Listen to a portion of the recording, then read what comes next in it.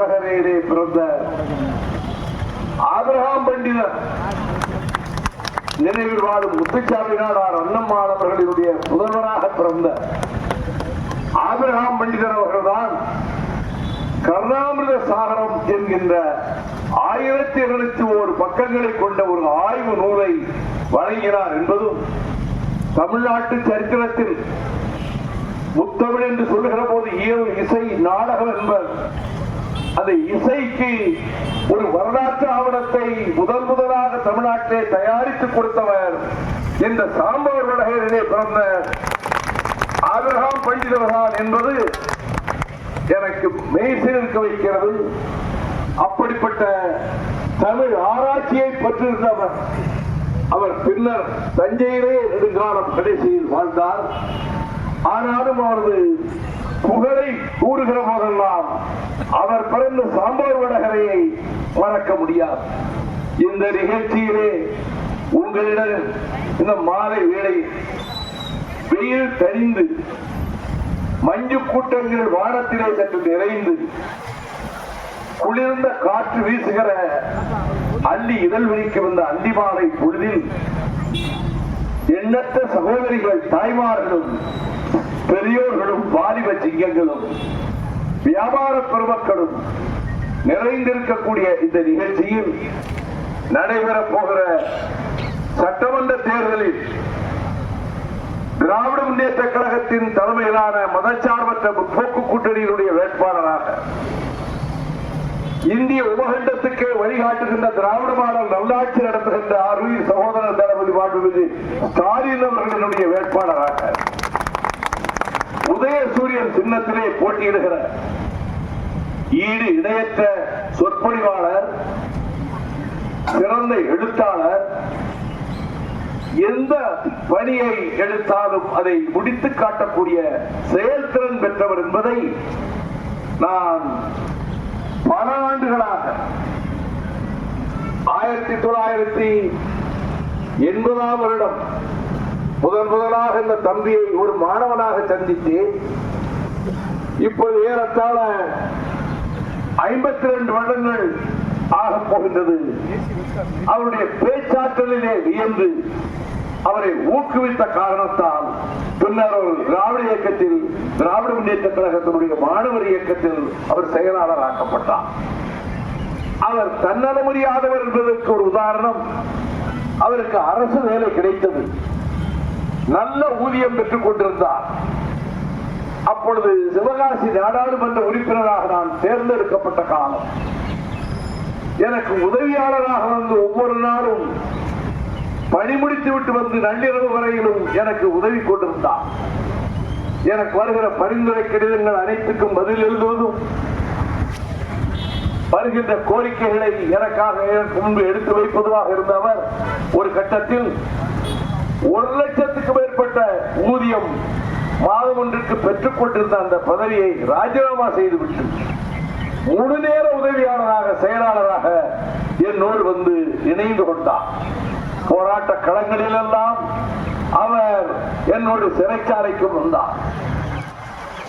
இன்றைக்கு அவர் அந்த பதவியிலே நீடித்திருந்தால் ஒரு இயக்குனர், டைரக்டர் என்கிற அளவுக்கு ஒரு பதவியை பெற்றிருக்கலாம். அதையெல்லாம் எதிர்பார்க்காமல் எனக்கு பக்கபலமாக இருக்க வேண்டும் என்பதற்காகவே எனக்கு செயலாளராக வந்து சேர்ந்தார்.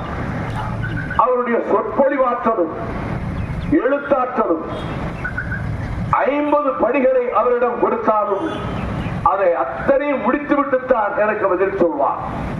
அப்படிப்பட்ட ஒரு செயல்திறன் மிக்க, ஜாதி மதம் கட்சி என்ற வேறுபாடு பார்க்காத, அண்ணாவினுடைய வழியில், பெரியார் வழியில், கலைஞர் வழியில் ஒரு சகோதரத்துவம் நிறைந்த வாழ்க்கையை நடத்தி கொண்டிருக்கக்கூடிய, நேர்மை தவறாத, நாணயம் தவறாத, ஒழுக்கம் குன்றாத ஒரு நல்ல இளைஞரை இந்த தொகுதியினுடைய சட்டமன்ற உறுப்பினராக நீங்கள் தேர்ந்தெடுத்தால் நான் உறுதியாக அறுதியிட்டு சொல்வேன், இப்படி நமக்கு ஒரு சட்டமன்ற உறுப்பினர் கிடைத்தாலே என்று வாக்களிக்காதவர்கள் கூட மகிழத்தக்க அளவுக்கு பணியாற்றுகின்ற செயல்திறன் இருக்கிறது. திட்டமிடுகின்ற, எதையும் முன்கூட்டியே யோசித்து ஆற்றலை அருகிலே இருந்து பல ஆண்டுகள் நான் பார்த்தவர். அதனால்தான் இந்த தம்பி சட்டசபைக்கு போனால் நம்முடைய தென் தமிழ்நாட்டின் தென்பகுதிக்கு, நம்முடைய தெற்கு வட்டாரத்திற்கு பயனுள்ள பணிகளை செய்வார். இந்த தொகுதிக்கு மட்டுமல்ல, நம்முடைய தென்காசி மாவட்டத்திற்கும் நெல்லை மாவட்டத்திற்கும் அவர் பெருந்துணையாக மக்களுக்கு பணியாற்றுவார் என்ற நம்பிக்கை எனக்கு முழுமையாக இருந்ததால் தான் தொகுதிகள் ஒதுக்கீடு வருகிற போது கடையநல்லூர் தொகுதியை வழங்குங்கள் என்று சகோதரர் ஸ்டாலின் அவர்களிடம் நான் வற்புறுத்தி கேட்டேன். தம்பி ராஜேந்திரனை இந்த தொகுதியினுடைய சட்டமன்ற உறுப்பினராக்கினால் அவர் செய்கின்ற பணி சார்ந்திருக்கிற இயக்கத்துக்கு மட்டும் பெருமை தராது, இந்த மக்களுக்கு பயனுள்ள வகையில் எல்லா மக்களுக்கும் அழைத்த நேரத்திலே வந்து தொண்டு செய்யக்கூடிய இயல்பு அவரோடு ரத்தத்திலே கலந்தது. எண்ணற்ற முறை அவற்றை நேரடியாக நான் பரீட்சித்து பார்த்திருக்கிறேன். ஆகவேதான் இன்னைக்கு சாம்பார் வடகரையிலே உங்களையெல்லாம் சந்தித்து உரையாற்றக்கூடிய இந்த வாய்ப்பினை நீங்கள் வழங்கி இருக்கிற வேளையில் மறுமலர்ச்சி திராவிட முன்னேற்ற கழகத்தின் முன்னணி சகோதரர்களான ஒன்றிய செயலாளர் ரவிசங்கர், பேரூர் செயலாளர் முத்து, பேரூராட்சி தலைவர் திருமதி சீதாலட்சுமி முத்து, பேரூர் செயலாளர் வெங்கடேசன், இந்த தென்காசி மாவட்டத்தினுடைய தெற்கு மாவட்ட செயலாளர், எரிமலை போல் சீறி பேசுகின்ற எழுச்சி பேச்சாளர் என் ஆர்வீர் தம்பி உதயசூரியன், திராவிட இயக்கத்தை பல ஆண்டு காலமாக சுரண்டையிலே கட்டி காத்து வருகிற அன்பு சகோதரர் ராமகிருஷ்ணன், முன்னாள் சட்டமன்ற உறுப்பினரும் இன்றைய கழகத்தின் அமைப்பு செயலாளருமான வழக்கறிஞர் குருநாதன், அதை போலவே தூத்துக்குடி மாவட்டத்தினுடைய தெற்கு மாவட்ட செயலாளர் நாசரே மண்டந்த என்னுடைய அருமை தம்பி ரஞ்சன், அனைவரும் வந்து கலந்து கொண்டிருக்கக்கூடிய இந்த நிகழ்ச்சியில் இந்த கூட்டணியில் திராவிட முன்னேற்ற கழகத்தின் தலைமையிலான கூட்டணியில் அங்கம் வகிக்கும் காங்கிரஸ் கட்சி, மறுமலர்ச்சி திராவிட முன்னேற்ற கழகம், மார்க்சிஸ்ட் கம்யூனிஸ்ட் கட்சி, இந்திய கம்யூனிஸ்ட் கட்சி, விடுதலை சிறுத்தைகள் கட்சி, தேசிய முற்போக்கு திராவிட கழகம், இந்திய யூனியன் முஸ்லிம் லீக், கொங்கு நாடு மக்கள் தேசிய கட்சி, மனிதநேய மக்கள் கட்சி, முக்குளத்தோர் குடிப்படை, மனிதநேய ஜனநாயக கட்சி, social democratic party of India, SDPI கட்சி, தமிழர் தேசம் கட்சி, மக்கள் நீதி மையம், புதிய திராவிட கழகம், திராவிடர் கழகம், தமிழ் புலிகள் கட்சி, ஆதித்தமிழர் பேரவை, ஆதித்தமிழர் கட்சி என இந்த கூட்டணியிலே அங்கம் வகிக்கின்ற கட்சிகளினுடைய நிர்வாகிகளே, ஆதரவாளர்களே, தீர்ப்பளிக்க போகின்ற நீதிபதிகளான வாக்காளர் பெருமக்களே, உங்கள் அனைவருக்கும் என்னுடைய சிறந்த வணக்கத்தை நன்றி உணர்வோடு தெரிவித்துக் கொள்கிறேன். எத்தனையோ அரசுகள் இன்னைக்கு இந்தியாவிலே 5 ஆண்டு காலமாக நடக்கின்றன.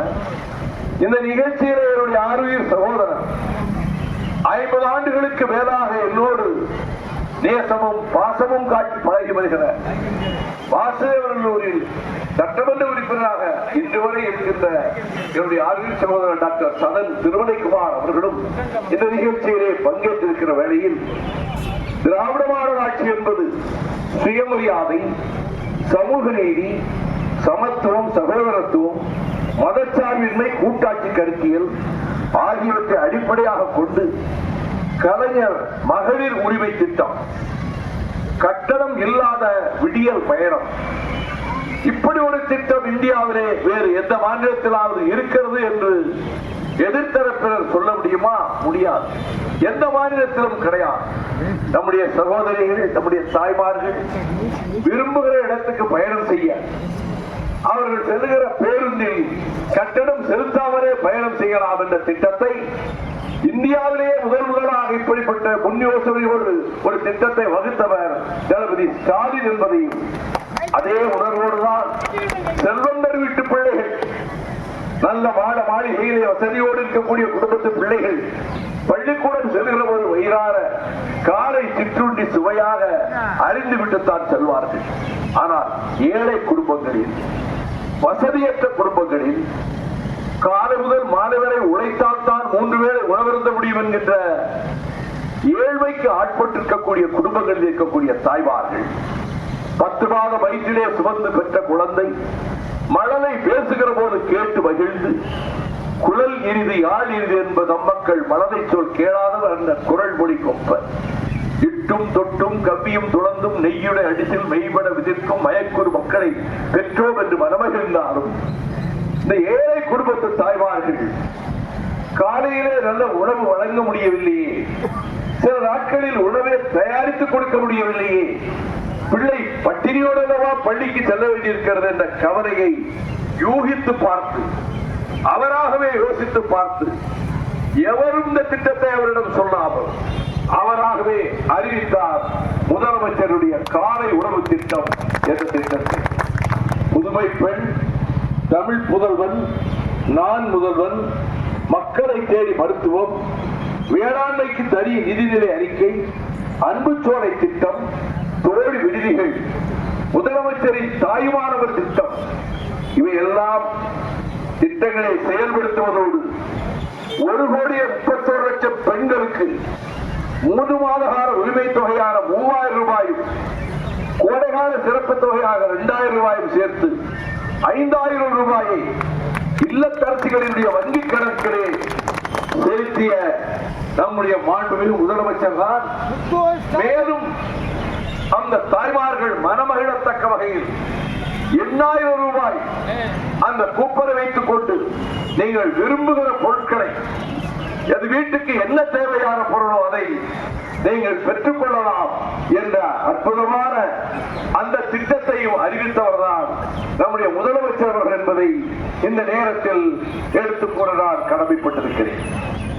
அனைத்து தரப்பினருக்கும், வேளாண் பெருங்குடி மக்களுக்கும், தொழிலாளர் தோழர்களுக்கும், வணிக பெருமக்களுக்கும் என்ன தேவை அவற்றையெல்லாம் திட்டங்களாக அறிவித்து இந்த தமிழகத்தை ஒரு பொற்கால ஆட்சி நடத்துகின்ற தமிழகமாக அவர் பார்ப்பித்திருக்கிறார் என்பதை கண்கூடாக கண்டவன் தான். இந்தியா கூட்டணி என்கின்ற கூட்டணியில் இந்தியாவில் இருக்கக்கூடிய பல கட்சிகள் அதில் இடம்பெற்றிருக்கின்றன. டெல்லி பட்டணத்திலே நடந்த இந்தியா கூட்டணி கூட்டத்திலும், மும்பை மாநகரிலே நடைபெற்ற அந்த கூட்டத்திலும், பெங்களூர் மாநகரிலே நடைபெற்ற கூட்டத்திலும் நானும் கலந்து கொண்டேன். அப்பொழுது நான் ஆச்சரியப்பட்டது என்னவென்றால், பிற மாநிலங்களினுடைய கட்சிகளின் தலைவர்கள், முதலமைச்சர்களாக பொறுப்பு வகித்தவர்கள், எதிர்காலத்தில் பொறுப்பு வகிக்கக்கூடிய தகுதியை பெற்றிருப்பவர்கள், அவர்கள் அனைவரும் பாராட்டியது நம்முடைய முதலமைச்சர் தளபதி ஸ்டாலின் அவர்களைத்தான். உங்களுடைய திட்டங்களை, உங்களுடைய திராவிட மாடல் ஆட்சியினுடைய திட்டங்களை எங்கள் மாநிலத்திலும் நாங்கள் நிறைவேற்ற முடிவு செய்திருக்கிறோம் என்று சொன்னபோது, தமிழ்நாட்டை பின்பற்ற நாங்கள் தயாராக இருக்கிறோம், ஸ்டாலினுடைய நிர்வாகத்தை போலவே எங்கள் நிர்வாகத்தில் கவனிப்பட்ட திட்டங்களை செயல்படுத்துவோம் என்று சொல்லக்கூடிய அளவுக்கு, அத்தகைய பாராட்டுகளை பெறுகிற அளவுக்கு நல்லதோர் ஆட்சியை நடத்தி வரக்கூடிய தளபதி ஸ்டாலின் அவர்களுடைய தலைமையிலான இந்த கூட்டணிக்கு உங்கள் மேலான ஆதரவை தர வேண்டும் என்று நான் கேட்டுக்கொள்கிறேன். மதிப்புக்குரிய நண்பர் எடப்பாடி பழனிசாமி சட்டம் ஒழுங்கை பற்றி எல்லாம் விழாவாரியாக பேசுகிறார். நான் நண்பர் எடப்பாடி பழனிசாமி அவர்களுக்கு சொல்வேன், ஈவு இரக்கம் இல்லாமல், கருணை என்பது கடுகளவும் இல்லாமல் கொடூரமாக 13 பேர் ஸ்டெர்லைட் ஆலை வளாகத்திலே சுட்டுக் கொல்லப்பட்டார்களே, அந்த சம்பவம் நடந்த 6 மணி நேரத்துக்குள் நான் தூத்துக்குடிக்கு விரைந்தேன். ஸ்டெர்லைட் ஆலையை எதிர்த்து 15 வருடம் நான் போராடி இருக்கிறேன். அந்த போராட்டங்களிலே மறியல் போராட்டம், உண்ணாவிரத போராட்டம், நடைபயணம், உயர் நீதிமன்றத்திலே வழக்கு தொடுத்து வாதாடி இருக்கிறேன். உச்ச நீதிமன்றத்திலே மணிக்கணக்கில் அதற்காக நான் வாதாடி இருக்கிறேன். அந்த ஸ்டெர்லைட் ஆலையில் கடைசி உச்ச நீதிமன்றத்தில் வழக்கு வந்தபோது சர் சி.பி. ராமசாமி ஐயருடைய திருவிதாங்கூர் திவானாக இருந்தாரே சி.பி. ராமசாமி ஐயர், அவரது பேரனான வழக்கறிஞர் அறிவா சுந்தரம், சிறந்த வழக்கறிஞர், அவர் ஸ்டெர்லைட் கம்பெனிக்காக வாதாடினார். அவர் ஒரே ஒரு வேண்டுகோள் தான் ஜட்ஜிகளிடம் வைத்தார். இங்க எல்லாம் இங்க மனு போட்டிருக்கிற எல்லோரையும் நீங்கள் பேச அனுமதிக்கலாம், ஆனால் ஒரே ஒரு நபரை மட்டும் நீங்கள் அனுமதிக்க கூடாது. யார் என்று நீதிபதிகள் கேட்டார். மிஸ்டர் வைகோ, அவரை நீங்கள் பேச விடக்கூடாது. ஏன் அவரை மாத்திரம் பேச விடக்கூடாது என்கிறீர்கள்? அவர் தேவையற்ற பிரச்சனைகளை எல்லாம் இங்கே எழுப்புவார். நான் உடனே நீதிபதிகளை பார்த்து சொன்னேன், நான் 2 நிமிடம் பேச அனுமதியுங்களேன் என்று. பேசுகிறேன். தூத்துக்குடி மண்ணில் எங்களுடைய தமிழகத்தினுடைய தென்கோடி தீவில் இருக்கக்கூடிய முத்து விளைகின்ற கடவுளைகள் தாளாட்டும் தூத்துக்குடி நகரத்து மண்ணில் 13 பேர் கொடூரமாக சுட்டுக் கொல்லப்பட்டார்களே, அவர்கள் சிந்திய ரத்தம் இந்த நீதிமன்றத்தினுடைய வாசலில் இருந்து நீதி கேட்கிறது என்று சொன்னேன். The blood spilled on the soil of Toothukudi craves for justice in the Supreme Court. அவர் என்னுடைய மனுவை விசாரிக்க எடுத்துக் கொண்டார்கள். சென்னை உயர்நீதிமன்றத்தில் மீண்டும் மனு விசாரணை நடத்தட்டும் என்று அனுப்பி வைத்தார்கள். நீதியரசர் சிவஞானம், நீதியரசி பவானி சுப்பராயன் அமர்வில் 3.5 மணி நேரம் நான் வாதாடி இருக்கிறேன். இது எப்படியெல்லாம் கேள்வி செய்கிறது? மீனவர் வாழ்க்கை அழியும், விவசாயிகள் வாழ்க்கை அழியும், சுற்றுப்புறம் நச்சு மயமாகும், பலருக்கு நுரையீரல் புற்றுநோய் வரும். இந்த ஆலை மகாராஷ்டிரா மாநிலத்திலே முதலில் தொடங்கப்பட்டு அந்த ஆலைக்கு வேண்டிய எந்திரங்கள் எல்லாம் கட்டிடத்திலே பொருத்தப்பட்டு இந்த ஆலை இயங்க போகிறது நினைத்துக் கொண்டிருந்த நேரத்தில் அல்போன்சா மாம்பழத்தை உற்பத்தி செய்கிற மாந்தோப்புகளை வைத்திருக்கிற விவசாயிகள் இந்த ஸ்டெர்லைட் நச்சுக்காற்று பட்டால் மாம்பழங்கள் நச்சுத்தன்மை பெற்றுவிடும் என்று எந்த நாட்டுக்காரனும் இதை விலைக்கு வாங்க மாட்டான். நம்முடைய மாம்பழங்களை நீ ஏற்றுமதி செய்ய முடியாது. இந்த ஆலையை இங்கிருந்து அகற்றினால்தான் நாம் நம்முடைய மாந்தோப்புகளை வாழ முடியும் என்ற முடிவெடுத்த அந்த விவசாயிகள் ஒரு சங்கம் அமைத்து போராட்டங்களை தொடர்ந்து நடத்தி கடைசியில் ஒரு நாள் 10,000 விவசாயிகள் கையில் கடப்பாறையோடும் சம்மட்டியோடும் ஆலைக்குள் நுழைந்து அந்த ஆலையினுடைய இயந்திரங்களை உடைத்து நொறுக்கி கட்டிடத்தையும் நொறுக்கிய போது முதலமைச்சராக இருந்த சரத்பவார் அவர்தான் லைசன்ஸ் கொடுத்தவர். விவசாயிகளுடைய மன கொந்தளிப்பை உணர்ந்து போலீஸ் பட்டாளத்தை வித்ரா செய்தார். நீங்கள் அருகே போகாதீர்கள், விவசாயிகளுடைய மனக்கொதிப்பு எரிமலையாக வெடிக்கிறது, அதில் நாம் குறுக்கே நிற்கக்கூடாது என்று சொல்லி அண்டே லைசன்ஸை ரத்து செய்தார். உடன் நேரம் பொறுப்பு அப்படி அமைதியா கேட்கிறாங்க. அதனாலேயே நான் இன்னைக்கு நேரம் பேசுறோங்கிற உணர்வோட நான் பேசியிருக்கிறேன். எத்தனை ஆண்டுகளாக 62 ஆண்டுகளாக பொது வாழ்விலே மேடைகளிலே ஏறி பேசி வந்திருக்கிறேன். இதே திருவள்ளுவர் கழகத்தில் தென்காசியில் 64ஆம் ஆண்டிலும் அதற்கு பிறகு பல ஆண்டுகளிலும் அரசியல் பேசாமல் இலக்கியம் பேசுகின்ற வாய்ப்பையும் பெற்றிருந்தவன் நான். அமைதியாக ஒரு கூட்டம் பேச்சை கேட்டால் பேசுகிறவனுக்கு இன்னும் பேச வேண்டும் என்ற எண்ணம் வரும். 10 நிமிடத்திலே பேசி முடிக்கலாம் என்று சாந்தோர் வடகரைக்கு வந்தான். நம் தாய்மார்கள் இவ்வளவு அமைதியாக என் உரையை செவிமடுப்பதை நேரில் கண்டாக பார்த்திருக்கிறேன்.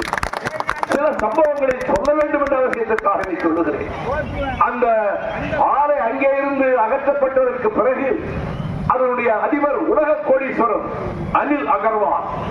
இன்றைக்கு உலகத்தின் கோடீஸ்வரர்களிலே அவர் ஒருவர். ஆனால் அந்த உலக கோடீஸ்வரன் இந்த ஆலையை நான் எதிர்க்கிறேன் என்பதற்காக என்னை சந்திப்பதற்கு படாத பாடுபட்டார்.